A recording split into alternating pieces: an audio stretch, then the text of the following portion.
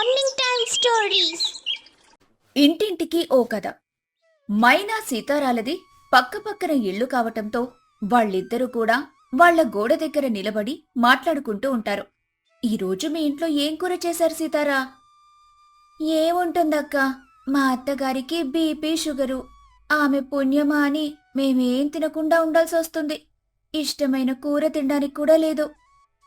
అలాంటప్పుడు ఆమెను ప్రత్యేకంగా వండుకోమని చెప్పు, లేదంటే నువ్వే ప్రత్యేకంగా వండుకో. అన్నన్నిసార్లు వండుకోవటం కష్టమక్కా. మహాతల్లి ఎప్పుడు పోతుందో అని ఎదురు చూస్తున్నాను అని వాళ్ళిద్దరూ మాట్లాడుకుంటూ ఉండటం సీతారా అత్తగారు శకుంతల విననే వింటుంది. కాని ఏమీ విననట్టుగా తన దగ్గరికి వెళ్ళి, అమ్మా సీతారా, పొయ్యి మీద ఏదో పెట్టినట్టున్నావు, మాడిపోతున్నట్టుంది. నేను గ్యాస్ ఆపొచ్చానమ్మా. అబ్బో, మంచి పని చేశావులే. అన్నట్టు పట్నం నుంచి మా చెల్లెళ్ళు వస్తున్నారు. మీరు ఊరికే వాళ్ల దగ్గరికి వెళ్ళకండి. మీ చెమట వాసన వాళ్లు భరించలేరు. ఆ మాటలకి ఆమె చాలా బాధగా అక్కడ్నుంచి వెళ్ళిపోతుంది. దాన్ని చూసిన మైనా, మీ అత్తగారిని బాగానే కంట్రోల్లో పెట్టినట్టున్నావే. ఆ మాత్రం కంట్రోల్లో పెట్టకపోతే నెత్తినెక్కి కూర్చుంటుంది. నువ్వే నయం. మా అత్తగారంటే ఎప్పటికీ భయం నాకు. ఒక కేక వేసిందంటే పరిగెత్తుకుంటూ అక్కడికి వెళ్లాల్సిందే అని మాట్లాడుకుంటూ ఉండగాని మైనా అత్తగారు శాంతమ్మ, ఓసే మైనా, ఎక్కడ చచ్చావే బుద్ధిలేందానా? ఎక్కడ పని అక్కడ వదిలేసి అక్కడేం చేస్తున్నావు అంటూ కోపంగా పిలవటంతో, అమ్మో, శివంగిలాగా మా అత్తగారు నా మీద పడిపోతుందేమో. వెళ్తున్నాను సీతారా, మళ్ళీ కలుద్దాం అంటూ అత్తగారి దగ్గరికి వెళ్తుంది. సీతారా కూడా అక్కడ్నుంచి వెళ్ళిపోతుంది. మైనా ఇంట్లో అత్తగారు మైనాని ఇష్టమొచ్చినట్టుగా తిడుతూ ఉంటుంది. అత్తయ్య, నేను పనులన్నీ చేసినా కూడా మీరెందుకు నన్ను ఎప్పుడూ తిడుతుంటారు? నేను నిన్ను తిట్టకపోతే నువ్వు నా నెత్తినెక్కి కూర్చుంటావు. అయినా నీకెన్నిసార్లు చెప్పానే సీతారతో మాట్లాడొద్దని? నువ్వు దాని సావాసం చేసి వాళ్ళ అత్తగారిని కంట్రోల్లో పెట్టినట్టు నువ్వు కూడా నన్ను కంట్రోల్లో పెడదామనుకుంటున్నావేమో. అలాంటి పప్పులు నా దగ్గరే ముడకవు. 2 కళ్ళు విడిచి పొయ్యిలో పెడతాను.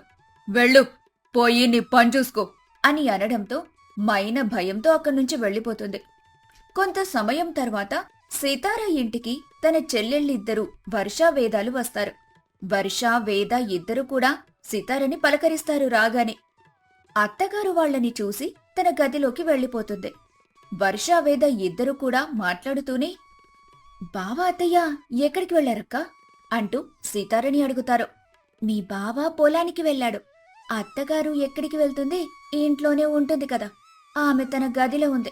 మిమ్మల్ని చూసిందిగా, ఇంకా గదిలో నుంచి బయటకు రాదు. తలపొగరు చాలా ఎక్కువలే మా అత్తయ్యకి అని చెబుతూ ఉండగా ఆ మాటలు వింటున్న అత్తగారు చాలా బాధపడతారు. సరేలే, ఆమె బయటకొచ్చిన తర్వాత పలకరిద్దాం. నీ చేతి వంట తిని చాలా రోజులవుతుందక్కా. మాకు వంట చేసి పెట్టు, మేము ఫ్రెష్ అయి బావ దగ్గరికి వెళ్ళొస్తాం. ఎండలో పొలానికి మీరెందుకు వెళ్ళటం? అంత అవసరం ఏముంది చెప్పండి. ప్రశాంతంగా ఏసీ వేసుకుని పడుకోండి. భోజనం సమయానికి నేను మిమ్మల్ని నిద్రలేపుతాను. అందుకు వాళ్ళు వద్దు అని అంటారు. కొంత సమయం తర్వాత ఫ్రెష్ అప్ అయి పొలానికి బయలుదేరతారు. అప్పుడే అత్తగారు కూరగాయలు తీసుకుని వాళ్లకి ఎదురవుతుంది. అత్తగారు వాళ్ళని చూసి, అమ్మా వర్ష, వేద, ఎలా ఉన్నారమ్మా? మేం బాగున్నామత్తయ్యా, మీరెలా ఉన్నారు? చాలా బాగున్నానమ్మా. పొలానికి వెళ్తున్నట్టున్నారుగా, నేను వస్తాను. ఒక 2 నిమిషాలు ఆగండమ్మా. అందుకు వాళ్ళు సరే అని అనటంతో ఆమె కూరగాయలు లోపల పెట్టడానికి వెళ్తుంది. ఇందాకటిదాకా ఇంట్లోనే ఉంది కదా, ఇంతలోనే మార్కెట్కి ఎప్పుడు వెళ్ళింది? కూరగాయలు ఎప్పుడు తెచ్చింది? ఆ విషయం పక్కన పెడితే మనం పొలం వెళ్తున్న సంగతి ఆమెకెలా తెలుసు? అయితే ఇందాక మనం మాట్లాడుకునేవని వినే ఉంటుంది. పాపం, మనం వెళ్లిన తర్వాత అక్కని ఎన్ని మాటలు అంటుందో ఏమో. అక్క చెప్పినట్టు ఇంట్లో అత్తగారి ప్రవర్తన అస్సలుండదు. నాకెందుకో అక్క అబద్ధం చెబుతుందనుకుంటున్నా. వాళ్ళ అత్తంటే అక్కకి ఇష్టం లేదని నేను అనుకుంటున్నాను. మనం వారం రోజులు ఇక్కడ ఉంటాంగా, అసలు విషయం ఏంటో కనుక్కుందాం. అందుకు తను సరే అని అంటుంది. ఇంక కొంత సమయం తర్వాత అత్తగారు కూడా రావటం, ముగ్గురు కలిసి పొలానికి బయలుదేరతారు. వాళ్ళిద్దరూ మాట్లాడుకుంటూ వస్తుండగా అత్తగారు దూరంగా నడుస్తూ ఉంటారు. ఏమైందత్తయ్యా, మేమేమన్నా అంటరాని వాళ్ళమా అలా దూరంగా నడుస్తున్నారు? చాచా, అదేం లేదు తల్లి. నా దగ్గర నుంచొచ్చే చెమట వాసనతో మీరిబ్బంది పడతారేమోనని మీకు దూరంగా నడుస్తున్నాను. అయ్యో అత్తయ్య, మనిషిన్న తర్వాత చెమట పట్టకుండా ఎలా ఉంటుంది? వాసన రాకుండా ఎలా ఉంటుంది? అది ఇతరులకు ఇబ్బంది కలుగుతుందని మీరు భావిస్తే అప్పుడు మీరు మంచిగా సెంట్ వాడొచ్చుగా. అవన్నీ నాకేం తెలియదమ్మా అని అనడంతో వాళ్ళిద్దరూ కూడా ఆశ్చర్యపోతారు. ఏంటి, ఏం తెలీదంటుంది? అక్క గదిలో ఏమో అన్ని పర్ఫ్యూమ్స్ ఉన్నాయి, ఒక్క పర్ఫ్యూమ్ అత్తగారికి ఇవ్వదా? అది నాకు ఆశ్చర్యంగా ఉంది. అసలు వీళ్ళిద్దరిలో ఎవరు నిజం చెబుతున్నారు, ఎవరు అబద్ధం చెబుతున్నారు, మనం జాగ్రత్తగా గమనించాల్సిందే అని అనుకుంటారు. ఆ తర్వాత ముగ్గురు కూడా సితార భర్త రాజు దగ్గరికి వెళ్తారు. అతనక్కడ పనిచేస్తూ ఉండగా వాళ్ళని చూసి, అబ్బో, ఇద్దరు మర్దాళ్ళు ఇక్కడికి వచ్చారే, ఎప్పుడొచ్చారు, ఎలా ఉన్నారు? ఇందాకే వచ్చాం బావా, ఊరికే నిన్ను కలిసి వెళ్దామని ఇలా పొలానికొచ్చాం. ఏంటి కబుర్లు? ఎందుకు ఎండన పడొచ్చారు? అవసరమా? అమ్మా, ఎందుకు తీసుకొచ్చావమ్మా వీళ్ళనిక్కడికి? నేను తీసుకురాలేదు బాబు, వాళ్లే ఇక్కడికి బయలుదేరితే వాళ్లతో పాటు నేను కూడా తోడుగా వచ్చాను అని అంటుంది శకుంతల. సరేలే, తీసుకెళ్ళిపోయింటికి. ఎందుకు ఈ ఎండలో అవసరమా? నేను 2 గంటల్లో వచ్చేస్తానులే, మీరు వెళ్ళండి అని అనడంతో వాళ్ళు సరే అని అక్కడ్నుంచి బయలుదేరతారు. వేదావర్ష మాట్లాడుకుంటూ, పాపం అత్తగారు మనకు తోడుగా వచ్చారంట. నా మనసులో నేను ఏదో అనుకున్నాను, నేను కూడా ఏదో అనుకున్నాను. సరేలే, అత్తగారిని షాపింగ్కి తీసుకెళ్దాం, వస్తుందేమో అడుగు. అత్తయ్యా, సరదాగా షాపింగ్కి వెళ్దాం అత్తయ్యా, మాతో పాటు వస్తారా? అత్తగారు ఒక క్షణం ఆలోచిస్తారు. అప్పుడు సీతార చెప్పిన మాటలు గుర్తుకొస్తాయి. అత్తయ్యా, మా చెల్లెళ్ళు షాపింగ్కి తీసుకెళ్తానంటే మర్యాదగా వద్దని చెప్పండి. లేదంటే వాళ్ళు నీకు పట్టుచీర కావాలా, అది కావాలా, ఇది కావాలా అని అడుగుతారు. పోయినసారి చాలా ఇప్పించారుగా మీకు, వాళ్ళకి డబ్బులేమన్నా ఊరికే వస్తున్నాయనుకుంటున్నారా? అర్థమవుతుందా మీకు నేను చెప్పేది? ఆ అర్థమవుతుందమ్మా. నేను వాళ్లతో పాటు వెళ్లలేదమ్మా, వాళ్లే తీసుకొచ్చిచ్చారు. అది కూడా ఇక మీదట జరగకూడదు చెబుతున్నాను. ఏమైందత్తయ్యా, అలా నిలబడిపోయారు?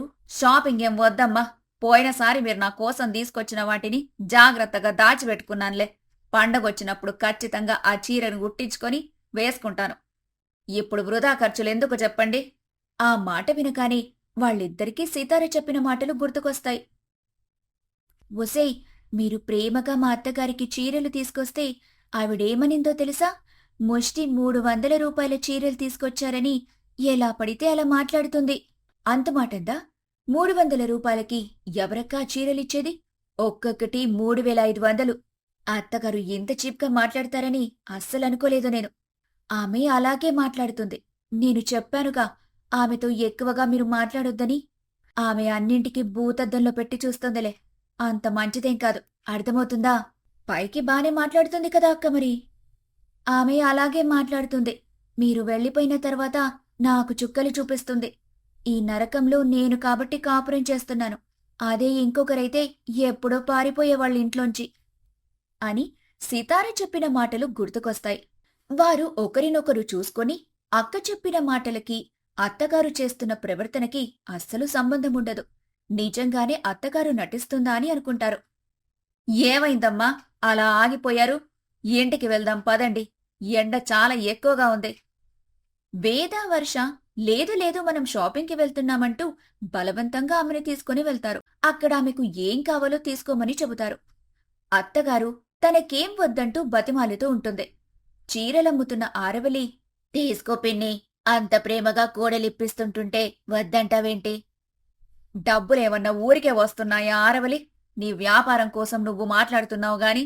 వేదావర్ష మళ్లీ ఒకరివైపు ఒకరు చూసుకుంటారు. డబ్బుల గురించి ఆలోచించకండత్తయ్యా, మేమిద్దరం ఉద్యోగం చేస్తున్నాం కదా, మా దగ్గర డబ్బులు బాగానే ఉన్నాయి. మీకు ఏం కావాలో తీసుకోండి. సరేలే ఆరవలి, ఓ 300 లోపున్న ఏమన్నా మంచి చీరలుంటే చూపించమ్మా అని అంటుంది. ఆ మాటకి మళ్లీ వాళ్ళు ఆశ్చర్యపోతారు. ఏం మాట్లాడకుండా అత్తగారికి నచ్చినవి తీసుకోమని చెప్పగా ఆమె 2 చీరలు తీసుకుంటుంది. వాళ్ళు డబ్బులిచ్చేస్తారు. పక్కనే ఉన్న దుకాణంలోకి వెళ్లి సెంటు బాటిల్ తీసుకుని అత్తగారికిస్తారు. అమ్మాయిలు, ఇప్పుడు నాకెందుకు ఇవన్నీ? ఎందుకత్తయ్యా, మీలో కంగారు కనపడుతుంది. దాంతో అత్తగారు, ఏం లేదమ్మా అని అంటుంది. ఇక అందరూ కూడా ఇంటికి తిరిగి వెళ్ళిపోతారు. ఇంటికి వెళ్లగానే సీతార అత్తగారి చేతిలో ఉన్నదాన్ని చూసి, అత్తగారికి చీరలు కొనిపెట్టారా? మంచి పని చేశారు అని అంటుంది. దాంతో వాళ్ళిద్దరూ, అక్కా, వంట రెడీ అయిందా? మేము కాళ్ళు చేతులు కడుక్కొనొస్తాం. త్వరగా రండి అని అంటుంది. వాళ్ళిద్దరూ పక్కకు వెళ్ళినట్టే గోడ పక్కన నిలబడి అంతా వింటూ ఉంటారు. అమ్మా సీతారా, నేను వద్దని చాలా చెప్పానమ్మా, కాని అమ్మాయిలు నా మాట వినలేదు. ఈ చీరలు కొనిపెట్టారు. నీకు నచ్చితే ఇవి నువ్వే తీసుకోమ్మా. మీ బుద్ధి ఎంత చెప్పినా మారదు. ఎప్పుడూ ఇలాగే చేస్తుంటావు. అసలు నిన్నెవరు బయటికి వెళ్ళమన్నారు? వాళ్ళొచ్చినప్పుడు ఒక మూలన కూర్చోమని చెప్పాను కదా మీకు. అమ్మా, రోజులు బాలేదు కదమ్మా. పైగా ఊరికి కొత్తగా వచ్చిన ఆడపిల్లలు బయటకి ఎలా ఉంటారో ఏమోనని తోడుగా వెళ్ళానంతే. కాని వాళ్ళు ఏదో నాకు కొనిపెడతారని కాదమ్మా. ఆ, ఘనకార్యం చేశావులే, వెళ్ళిక్కడ్నుంచి అని అంటుంది. దాంతో అత్తగారు బాధగా అక్కడ్నుంచి వెళ్ళిపోతుంది. వేద వర్ష దాన్ని చూసి, ఈ రోజుతో నిజమేంటో తెలిసిపోయిందిలే. అక్క అత్తగారిని తన గుప్పెట్లో పెట్టుకుందని. అవును, మనమావిడితో క్లోజ్గా ఉన్నా ఖచ్చితంగా అత్తగారిని తిడుతుంది. అక్క లేనప్పుడు అత్తగారితో మనం మంచిగా మాట్లాడతాం. అక్కున్నప్పుడు నార్మల్గా మాట్లాడతాం.